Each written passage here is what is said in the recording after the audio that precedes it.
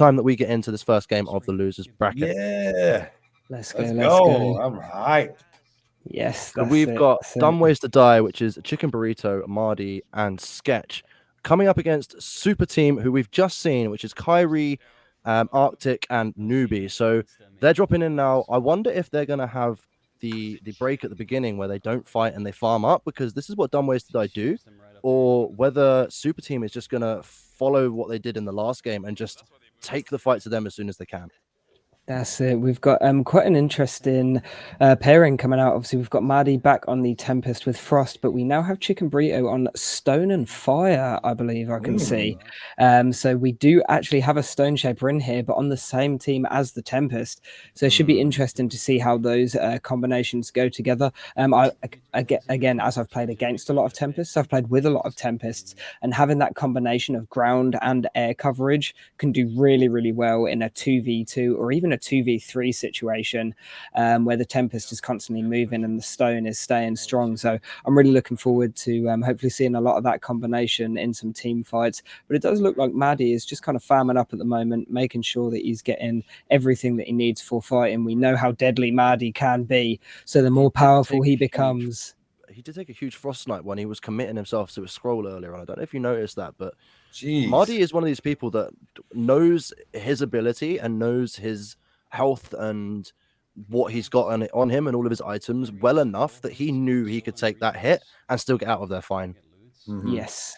And this is the same map that we saw Marty popping off earlier, and he's in the same exact area where he was before whenever he was popping off, and it's definitely going to be no accident. This is a calculated position here. He's got both of these towers. He's got that little house, the little shack that he can bounce off, and he's going to be able to use this Tempest to just really just put himself in every situation, everywhere in the air. He's not going to be just restricted to floating in one place because he's got so many structures, so many walls that he can redirect himself off at any time. So he's not just stuck in the air. And I'm really, really, really excited and surprised and flabbergasted, for lack of a better word, at the fact that we got Chicken Burrito coming in with Stone Shaper. And then I look down and I see Kyrie Caitlin playing Toxicologist. Wait, so what? Yeah, Kyrie's on the Toxicologist. So definitely some big counter play choices, some big strategies going on behind the scenes, some different choices coming in. That's a big testament to the flex player that Kyrie Caitlin is. We've seen her play Tempest, we've seen her play Stone Shaper, and now Toxicologist. Definitely going to be interesting to go in and see how these changes take effect. Are they going to be the right choice here? What mindset went into Chicken Burrito choosing Stone? Why was Toxic chosen on Kyrie? What's going on here? LD, do you have any insights? Because I'm trying to figure this out. I'm really not sure. I mean, one thing that I can say is that I know not too long ago, Kyrie was going on a bit of a toxicologist act, you know, doing a lot of training for the class and getting used to it. I watched a lot of her streams. It was really, really interesting, some of the techniques. So maybe this is a secret weapon being pulled out, ready for if, you know, the game didn't go as well as they wanted to. And of course, they've got the opportunity to bring it back in the losers final here. So it's really, really good to see. And I think maybe that's what we're seeing from Kyrie, maybe a secret weapon. Mardy, hits that snipe though from range, absolutely incredible. I know we've talked a lot about Mardy, but he's been doing some good stuff this tournament, and I think he's going to give the enemy team a run for their money. But they are kind of even at the moment, so I think that looting phase is finally over, and I think we're going to start to see some fights soon. It looks that way. And one thing I have noticed as well is I think the whole of Dumb Ways to Die might have Frost. So I know Mardy's running Frost offhand. I know that Burrito is running Frost offhand. And I also know that Sketch is one of the most devastating Frostborns I've ever had the misfortune of coming up against. That's a fact. And that's going to be really interesting. That could open us up for a triple snipe scenario. Fluff, and you know I would love to see that. Imagine. Oh, you and me both, my dude. Like a triple snipe, I don't think I've ever managed to see or be part of one of those. Double snipes happen fairly regularly, but in all three Frost users in the same place at the same time on the same target, it's difficult. It's difficult. This will be the place that if you can see it, this is where you'll see it. SGC throwing it down with that beautiful communication, that beautiful teamwork, and the highest level of spell break that you can find on the internet, ladies and gentlemen. Marty coming through, doing a great job of showing you exactly how mobile this Tempest can actually be up and over the rock as he finds himself a little treat. Going to go ahead and gobble that up. Nice little talent upgrade there, as he is rocking one boon on hand already, and he could very, very well go ahead and recall. We talked about the importance of the recall earlier, but this is also one thing we talked about earlier, that knowing the game, experiencing, having the game sense of knowing when and where to do those things is more important to just know that they are important to have. Knowing that recalling is smart, but knowing when to recall is even more important. And we see that happening here as Marty, he's got that boon now up to the second boon, and he does not need to recall right now. But when he does, he's got the boons lying in wait. He has the ability to recall when he wants. He doesn't have to wait to farm it up.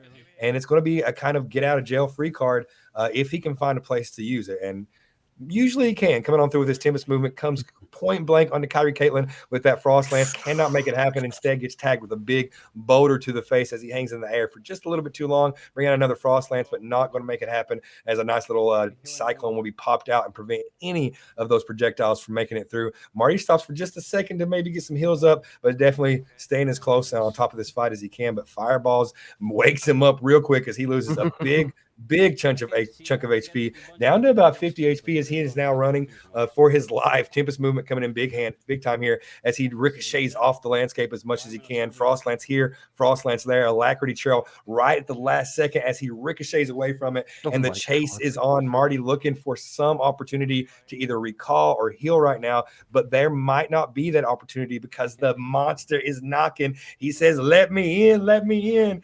Marty's trying to get away. I don't know. Can he do Marty it? ducking and weaving like he's on dodgeball right here. Holy. Yes. This man is surviving snipes, slaps, fireballs.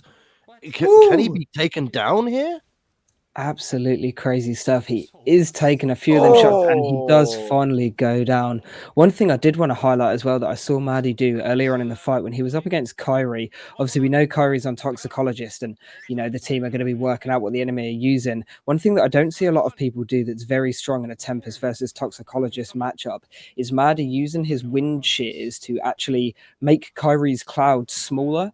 So the opportunity for vanishing mists just disappears, and that extra damage that could get Kyrie the upper hand with the Toxicologist class just isn't there because the wind shears have taken the cloud out before you can get back into it.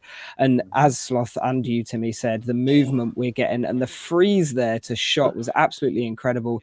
He's just so in tune with his cooldowns, when he has his tornado, when he can get up, what's around him, what he can use in all 360 directions. It's just crazy to see. Even see here these tiny bits of the environment that he's finding to just get a quick heal off.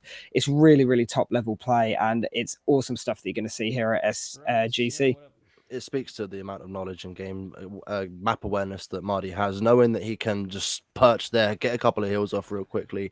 And it's more than that. I mean, watching Marty play Tempest Frost is actually like watching a ballet.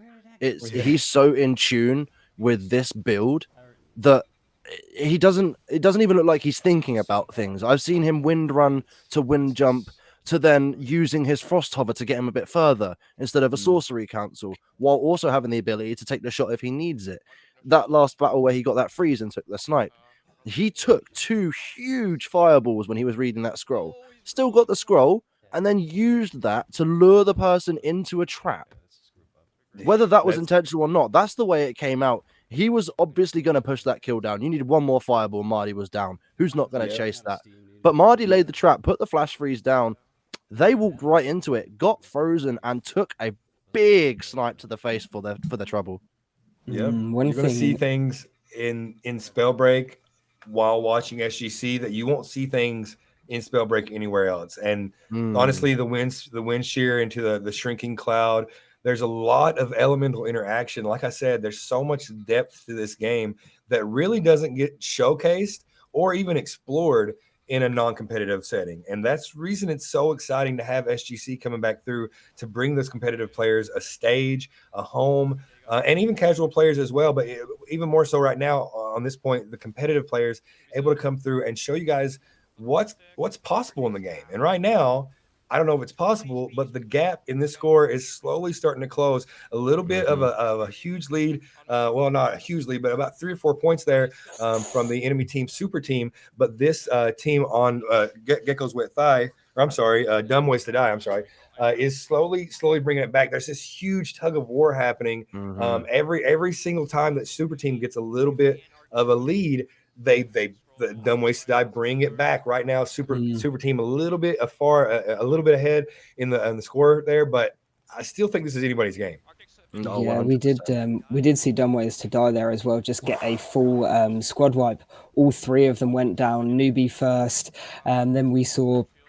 I believe it was Newbie, Kyrie went down last, I believe, and Arctic went down in the middle. So then Frost Lance is coming out. Every single Exile with a Frost Lance. And we're seeing the power of the Frost Lance in this fight. You know, the other gauntlets are utility at this point. The huge damage, the big points are coming off with the Frost. Again, Maddie just moving around the environment, using everything he can. It's really, really cool to see. It's like a game of pinball and Marty's the ball. Yeah. Absolutely. He's just bouncing off everything. It's so crazy. Like, you see a Tempest, you see them using Frost Lance, you're like, okay, I know how they're going to play. And then you watch Marty just hold his W key down as hard as he possibly can, be extremely aggressive, feel completely at home, being right there in the midst of the chaos, and really just coming in and capitalizing on the fact that he does not miss a Frost Lance shot. At close range, mid range, long range, he makes it happen. And it's just a sight to behold. Very, very special to see this player come through and do his thing. And I'm going to go ahead and bring this back up where I can see it. Sorry about that, you guys. I had a little bit of a pause on my screen, but we are back. And it looks like it will be Marty that goes down for the count for just a second. Up in the scoreboard, we see 70-74. A good bit of upgrades from Marty.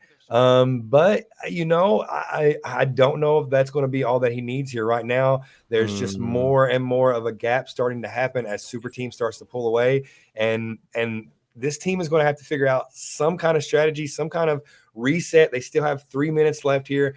They can come back, but not if they don't come together unified and figure out a team plan and change it up. 100%. They've got to regroup somehow here.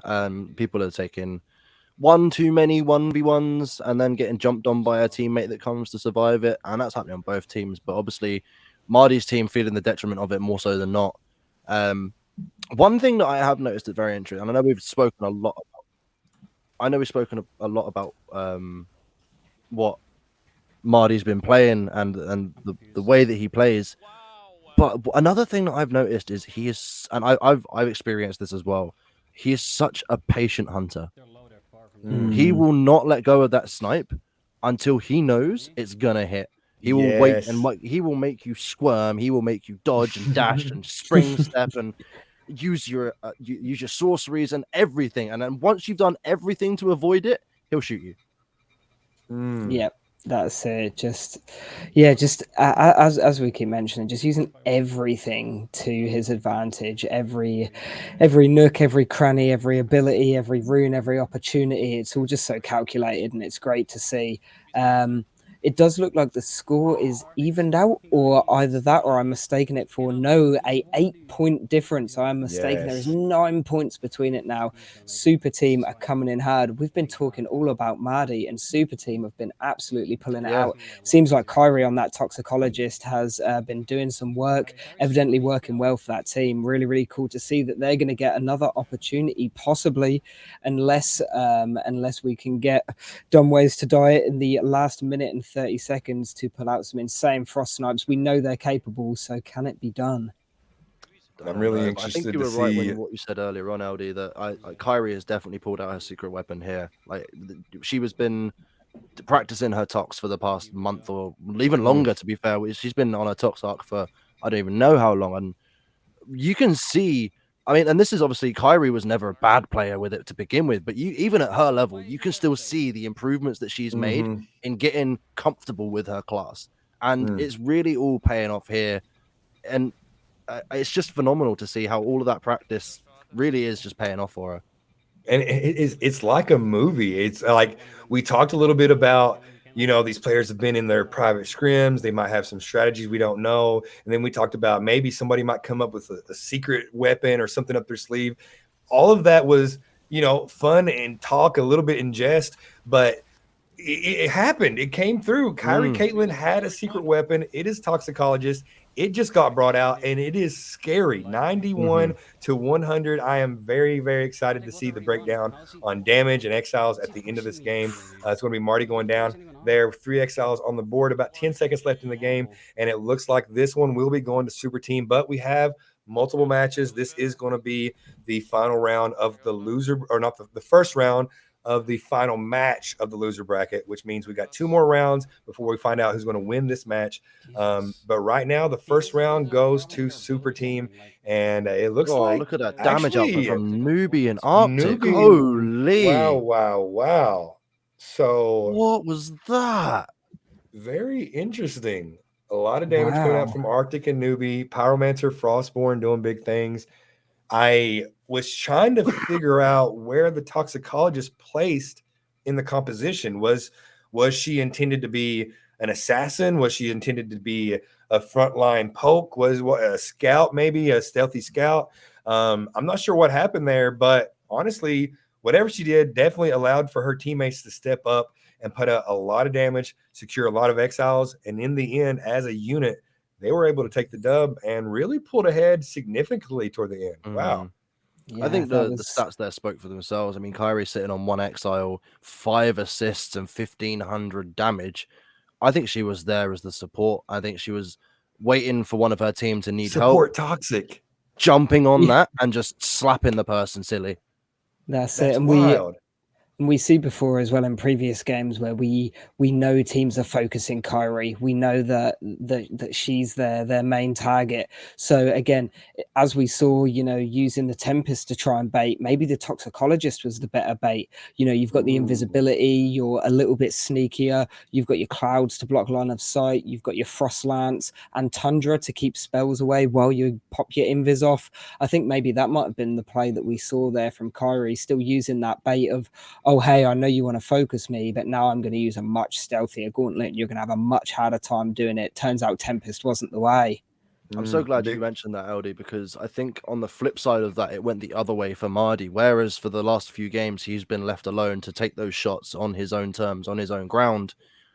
Towards the end of that game, especially, they were not giving Mardy a single inch of breathing room at all. And to be fair, that's probably the wisest move, because as we've seen, those frost shots are brutal, and Mardy does indeed hit those. So taking him out of action, even for just that second, really gives you a chance to then 3v2 the rest of the team and really capitalize on that.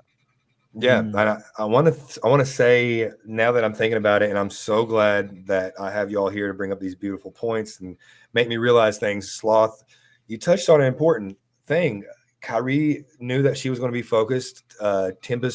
Tempest boy Marty came through, has been putting on a big show, has starting to gain some attention, gather some focus as well.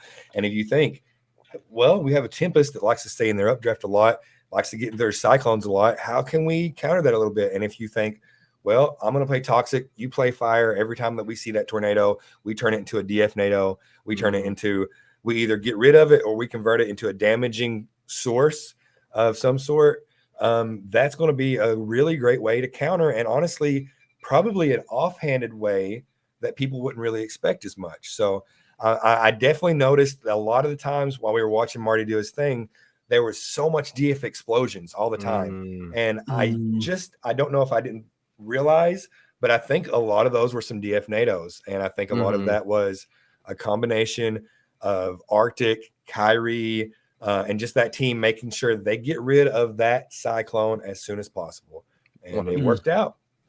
Yeah, for sure. Well, we know that Arctic was running the Dragonfire build in an earlier game, so running that again. So even if Kyrie is out and doing different things, he's still got the ability to take it out. Maybe not as quickly or efficiently, but still got the ability to do that. And then we saw Newbie just coming in and evidently doing cleanup. 12 exiles on the board is crazy numbers to see, especially in comparison to the rest across the other teams. So yeah, I think we were seeing Kyrie was the bait. Then we had Arctic there to get rid of any issues that the enemies might have, like the tornadoes, that kind of thing. And then we had Newbie just coming in for cleanup.